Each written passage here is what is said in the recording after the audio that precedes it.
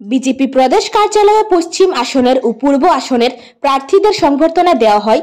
উপস্থিত ছিলেন রাজ্যের মুখ্যমন্ত্রী মানিক সাহা, বিজেপি রাজ্য সভাপতি রাজীব ভট্টাচার্য।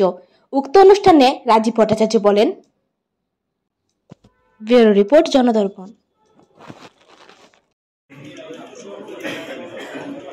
আপনারা অবগত আছেন যে মোস্ট অফলি আজকেই হয়তো আমাদের যে লোকসভা নির্বাচনের নির্ঘণ্ট সেখানে ঘোষণা হবে, কিন্তু তার আগেই আমাদের দুটি লোকসভা আসনে দুজন প্রার্থীর নাম আমাদের কেন্দ্রীয় নেতৃত্ব, কেন্দ্রীয় নির্বাচন কমিটি যেটা রয়েছে সেখান থেকে পূর্ব ত্রিপুরা আসন এবং পশ্চিম ত্রিপুরা আসনের প্রার্থীর নাম ঘোষণা করা হয়েছে।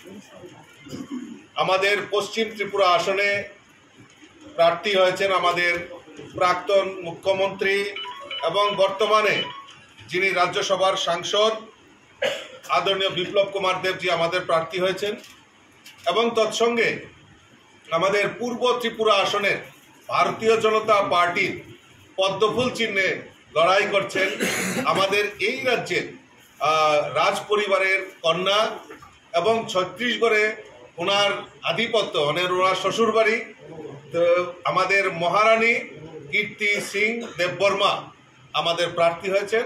তো কাজেই এই দুটি আসনেই আমরা বিপুল ভোটে আমাদের প্রার্থীদেরকে জয়ী করে মোদিজির হাতকে শক্তিশালী করব। এবং আজকে কীর্তি সিং দেববর্মা আমাদের মধ্যে উপস্থিত হয়েছেন, আমি ওনাকে স্বাগত জানাই। আমাদের পার্টির কর্মীরা এখানে উপস্থিত হয়েছেন, আমি ওনাকে স্বাগতম করছি, অভিনন্দন জানাচ্ছি এবং শুভেচ্ছা জানাচ্ছি।